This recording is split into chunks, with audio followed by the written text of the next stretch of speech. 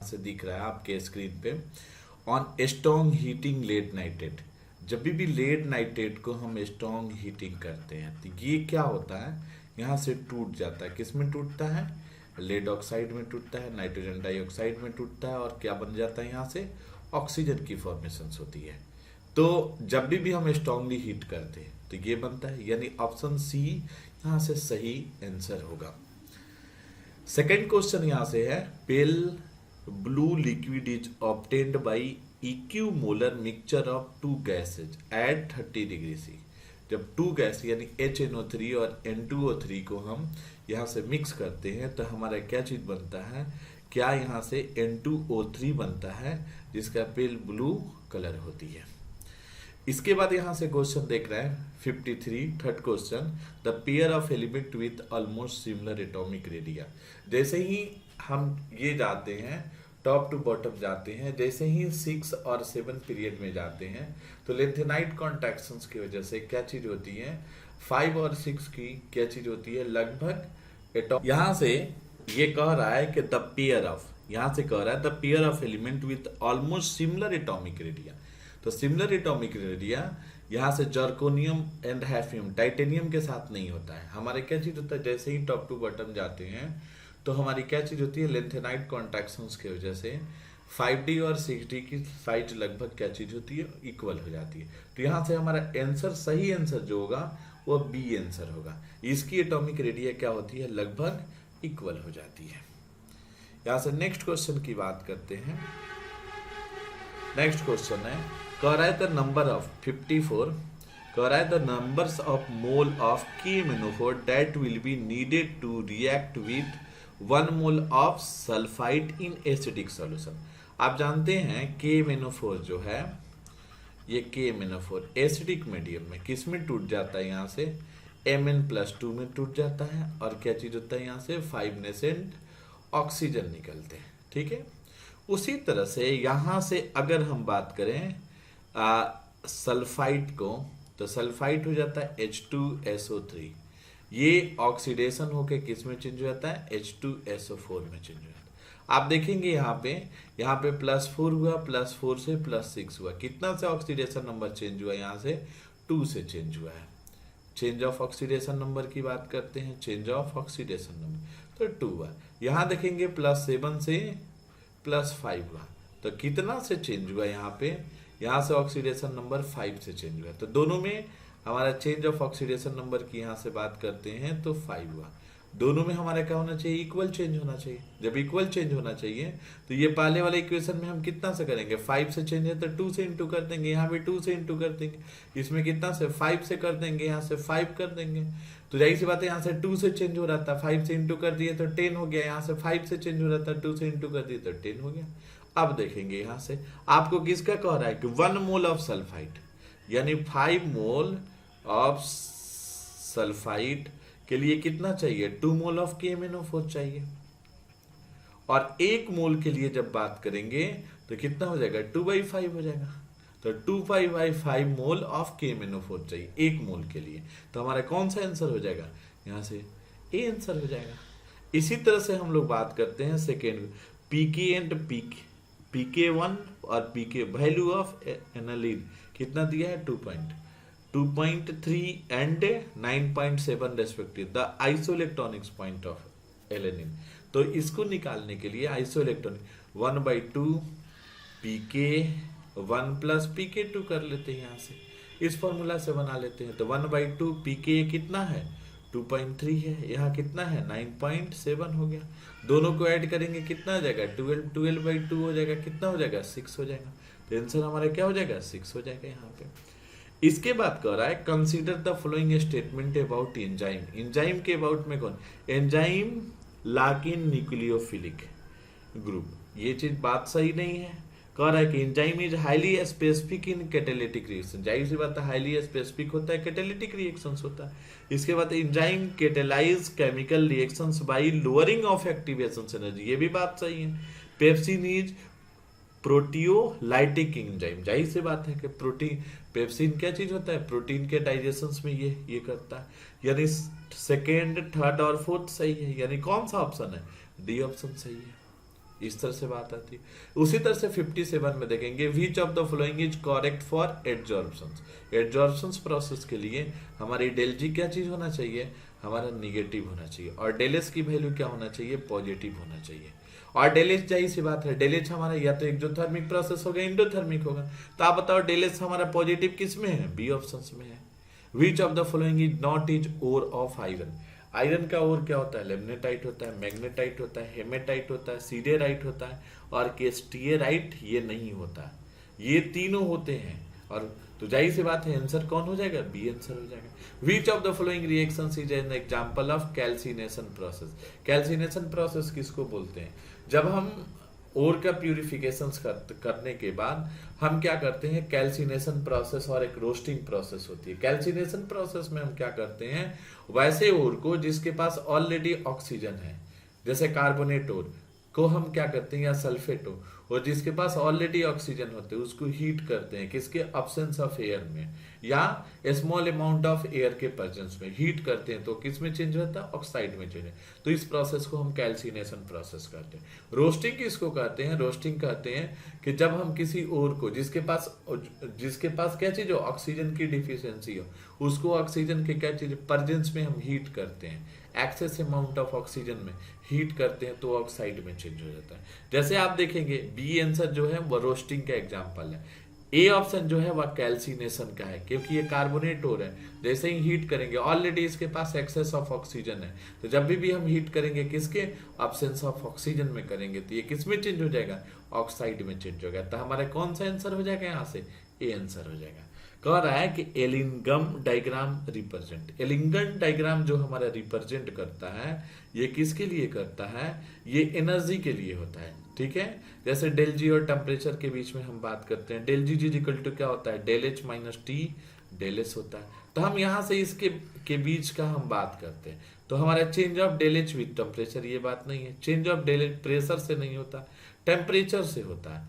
तो ये होगा, ये इक्वेशन तो सी गलत ही है, तो ये हमारा आंसर कौन हो जाएगा, 60 का यहाँ पे डी हो जाएगा। अब बात आती है यहाँ से 61 में बात आती है कि AgBr crystal the ion size lies in the order Ag plus और Br. The AgBr crystal should have the following characteristic. आप देख सकते हैं हिंदी में इस क्वेश्चन को पढ़े, AgBr क्रिस्टल आयन है, Ag प्लस और Br के कर्व में रहता है। AgBr क्रिस्टल में निम्नलिखित विशेषताएं होनी चाहिए। ठीक है, तो AgBr आप देख सकते हैं, यहाँ से कह रहा है कि Ag प्लस और Br माइनस, यानी कहने का मतलब ये चीज, यानी केटायन का साइज छोटा और एनायन का साइज बड़ा है, दोनों के बीच में ज्यादा का डिफरेंस है केटायन और एनायन। तो इस तरह की डिफेक्ट कौन होगा, इस तरह का डिफेक्ट जो होगा फ्रैंकल डिफेक्ट होती है। कौन सा डिफेक्ट होती है, फ्रैंकल डिफेक्ट होती है, यानी केवल फ्रैंकल विकार होगा इसमें, क्योंकि केटायन और एनायन का साइज में क्या चीज है, डिफरेंस ज्यादा है। इसके बाद कह रहा है कि निम्नलिखित में से which of the following statement is not true about the hexagonal close packing। उसी को हिंदी में निम्नलिखित में से कौन सा कथन षटकोरीय बंद गठन के लिए सत्य नहीं है। कोऑर्डिनेशन नंबर इज 12, बात सही है, कोऑर्डिनेशन नंबर इसके लिए 12 होता है।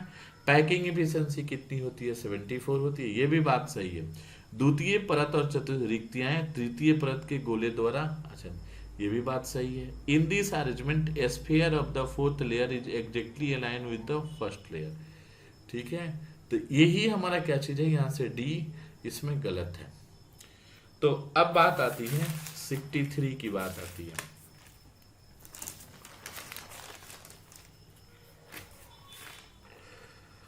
कह रहा है यहां से 63 में कह रहा है the half life of 2 radio active nuclide A and B कितना है, 1 और 2 मिनट है respective. Equal weight of A and B are taken separately allowed to disintegrations in 4 minutes. What will be the ratio of weight of A and B disintegrated?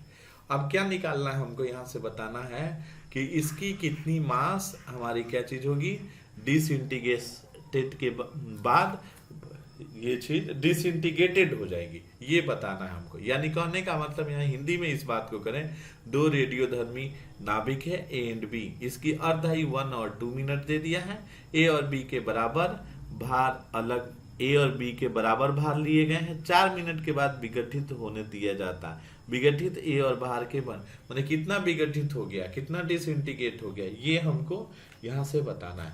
तो आप देखेंगे यहाँ से आपको फर्स्ट क्वेश्चन में ये चीज है कि हाफ लाइफ है, हाफ लाइफ ए के लिए हाफ लाइफ 1 मिनट है, और हाफ लाइफ बी की बात करें तो इसके लिए कितनी है, 2 मिनट है।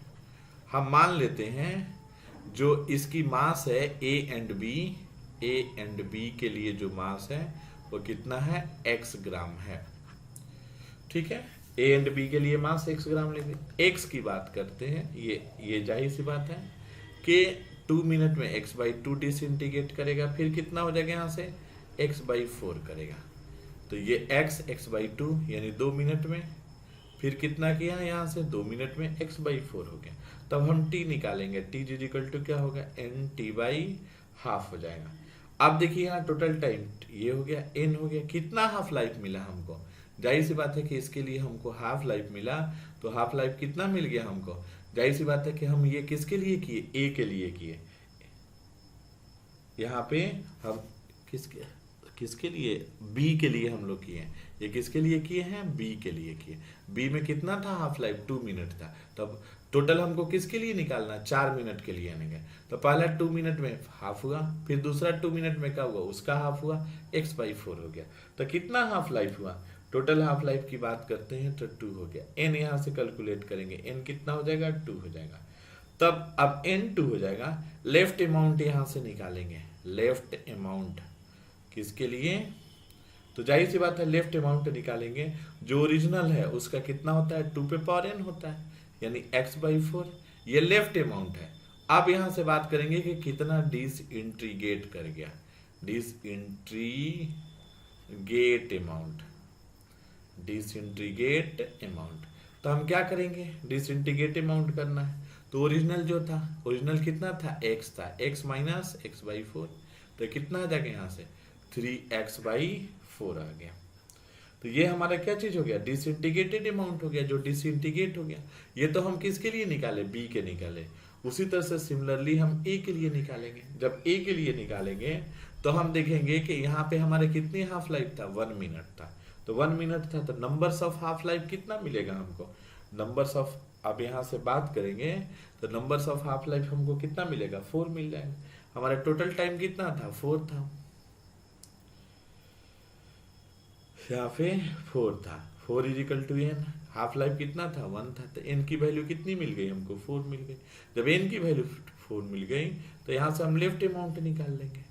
लेफ्ट अमाउंट निकालेंगे, कैसे निकालेंगे, x/2 पे पावर 4 हो जाएगा। तो x बाई कितना हो जाएगा, यहाँ से 16 हो गया। अब डिसइंटीग्रेटेड अमाउंट,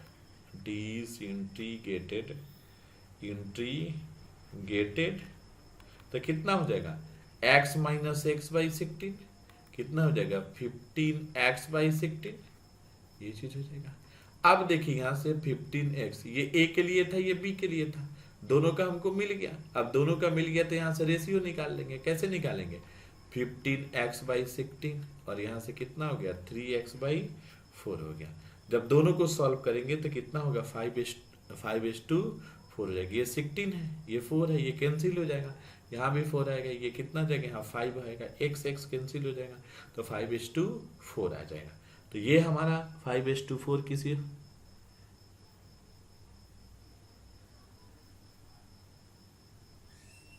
ये क्या कर रहा है, विघटित ए और बी का भार का अनुपात, विघटित जो विघटित हो,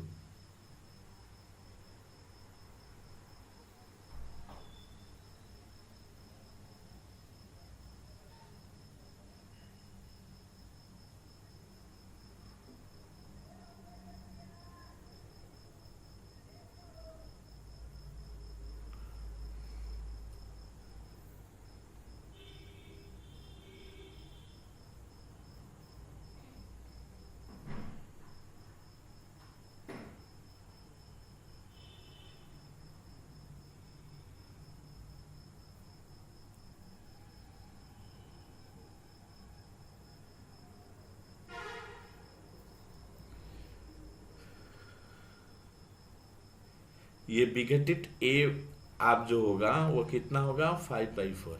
और इसमें ये ऑप्शंस नहीं है, ये आपको कह रहा है विघटित ए और बी का बाहर का अनुपात, ये विघटित है। आपको ऑप्शन किसके हिसाब से दिया, जो लेफ्ट अमाउंट है उसके हिसाब से ऑप्शन दिया, आप चेक कर सकते हैं।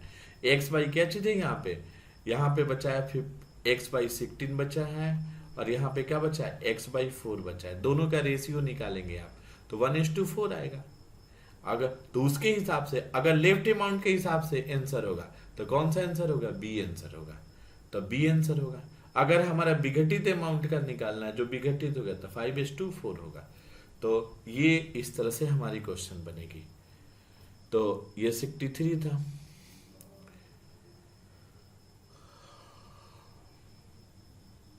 दिया है, इतना दे दिया है। Now A charcoal it has only 0.5%, ठीक है, इतना इसका ये चीज है। इनिशियल अमाउंट 1 है, फाइनल अमाउंट कितना दे दिया है 0.25। How long the piece of wood, आप जानते हैं यहाँ से टाइम हम निकाल सकते हैं। कैसे निकालते हैं, 2.303 अपॉन के लॉग, यहाँ से इनिशियल अमाउंट और a माइनस एक्स। अब यहाँ से क्या कर सकते हैं, 2.303 के जगह पर क्या पुट कर सकते हैं हम, half life 0.693 upon T half, यहाँ से हो जाएगा लॉग इनिशियल अमाउंट कितना है आपको, इनिशियल अमाउंट यहाँ पे 1 है, फाइनल अमाउंट 0.5 है। अब यहाँ से 2.303 0.693 इंटू टी हाफ हो गया, यहाँ से लॉग यहाँ पे कितना आ गया 4 हो गया, 2.303 0.693 टी हाफ 5760 हो गया, और log 4 तो log 2 का स्क्वायर हो जाएगा। यहाँ से इसको सॉल्व करेंगे कितना आ जाएगा 11520 ईयर, और यहाँ से आंसर कौन हो जाएगा, ऑप्शन से। इसी तरह से नेक्स्ट क्वेश्चन की बात करते हैं। One of the mostly use in drugs in medicine Iodex, Iodex में जो यूज होता है मिथाइल सैलिसाइलेट, ये यूज होता है, यानी ऑप्शन कौन हो जाएगा, फर्स्ट ऑप्शन सही होगा। आयोडेक्स का कहाँ यूज किया जाता है, पेन वगैरह के लिए यूज किया जाता है। 66 में ये चीज है, ये कंपाउंड है, सोडियम हाइड्रोक्साइड कंसंट्रेशन से करा जाए। आप देख सकते हैं दोनों जगह अल्फा हाइड्रोजन नहीं है, एक का क्या चीज हो गया, ये कार्बोनिल कंपाउंड, कार्बोनिल ग्रुप का क्या चीज हो गया है, रिडक्शन हो गया, यानी कीटोन से किस में चेंज हो गया, अल्कोहल में चेंज हो गया। दूसरा क्या चीज है, दूसरा कार्बोनिल ग्रुप जो है यहाँ से ऑक्सीडेशन हो गया। देख सकते हैं कि ये यहाँ से अल्डिहाइड था, अल्डिहाइड ये ग्रुप किस में चेंज हो गया, एसिड में चेंज हो गया, और जो कीटोन ग्रुप था वो अल्कोहल में चेंज हो गया। यानी एक कार्बोनिल ग्रुप का रिडक्शन हुआ है तो दूसरे का ऑक्सीडेशन हुआ है। तो इस तरह का जो होता है वो क्या होता है, केनिजारो रिएक्शंस होता है। तो ये किसका एग्जाम्पल है, ये यहाँ से केनिजारो रिएक्शंस का एग्जाम्पल है। K2Cr27 by ideometry the equivalent weight of K2Cr2O7।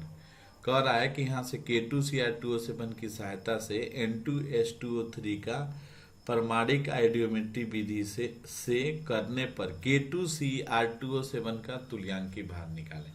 तो आप K2Cr2O7 का तुल्यांकी भार जो निकालना है यही होता है K2Cr2O7। ये किस में टूट जाता है, यहाँ से Cr+3 में टूट जाता है। यहाँ पे क्रोमियम का +6 है, एक क्रोमियम का +6 है, दोनों का कितना मिल जाएगा +12 हो जाएगा। एक क्रोमियम का यहाँ +3 है, दोनों मिलके कितना हो जाएगा +6 हो जाएगा। +12 से +6 में चेंज हो रहा है, तो यहाँ से चेंज ऑफ ऑक्सीडेशन नंबर कितना होगा 6 हो जाएगा। तो अब यहाँ से तुल्यांकी भार निकालना है तो हम इसके क्या करेंगे, मॉलिक्यूलर वेट में हम 6 से डिवाइड करेंगे इसके, यानी अणु भार में हम कितना से 6 से डिवाइड कर देंगे।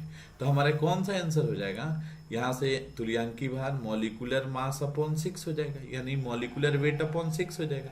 मॉलिक्यूलर वेट को हिंदी में क्या कहते हैं, अणु भार कहते हैं, यानी ऑप्शन कौन हो जाएगा, बी ऑप्शन सही हो जाएगा। कह रहा है कि IUPAC name of the complex, इस IUPAC name of the complex NaBHOCOS33 is. तब यहाँ से इसकी बात करेंगे तो इसका नाम क्या चीज होगा, सोडियम हो गया।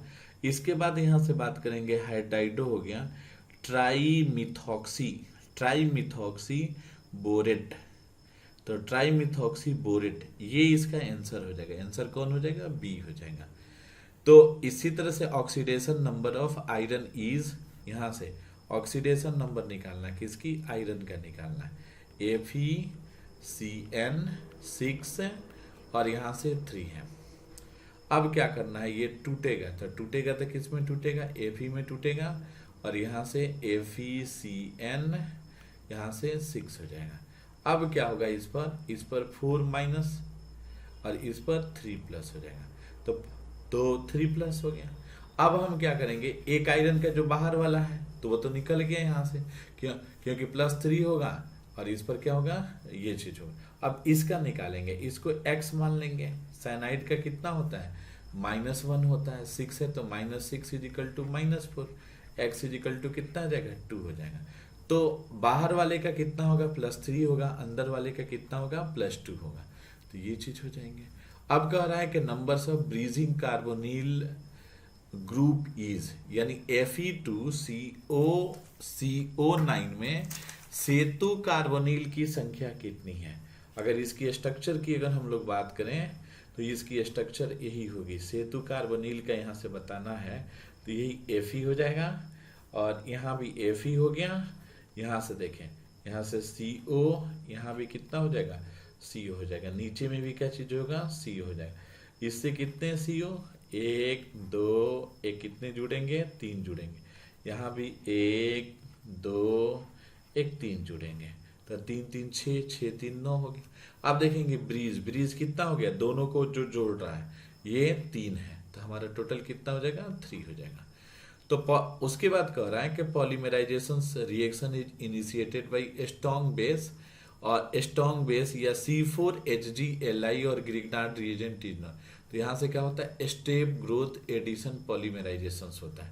इसके बाद हमारा नेक्स्ट क्वेश्चन है, synthetic rubber that can be prepared by the polymerisation of ethylene chloride and sodium polysulphide, यानी इथिलीन कोलाइड एवं सोडियम पॉलीसल्फाइड के बहुलीकरण से प्राप्त संश्लेषित रबर जाना जाता है। ये कौन होता है, थाइकोल होता है। तो थाइकोल में क्या चीज होता है, इससे बनाते हैं। तो ब्यूना एस नहीं होगा, ब्यूना एस क्या होता है, ब्यूटाडाइन और एस्टीन का बना होता है। ब्यूना एन भी किसका बना रहता है, ब्यूना एन जो होता है ब्यूटाडाइन और एक्रेलोनाइट्राइल का बना रहता है। नियोप्रीन जो है, नियोप्रीन जो हमारे यहाँ पे बना रहता है क्लोरोप्रीन का बना रहता है। तो ठीक है, क्लोरोप्रीन का होता है, ये भी सिंथेटिक रबर है। ब्यूना एन एस भी है, ब्यूना एन भी है, लेकिन ब्यूना एस क्या चीज है, ब्यूटाडाइन और एस्टीन का है, इसमें सल्फर नहीं होता। ब्यूना एन में भी क्या होता है, सल्फर नहीं होता, ब्यूटाडाइन और एक्रिलोनाइट्राइल है। और नियोप्रीन में भी नहीं होता, किसमें होता है, थायोकोल में होता है। तो ये चीज होते हैं यहाँ पे।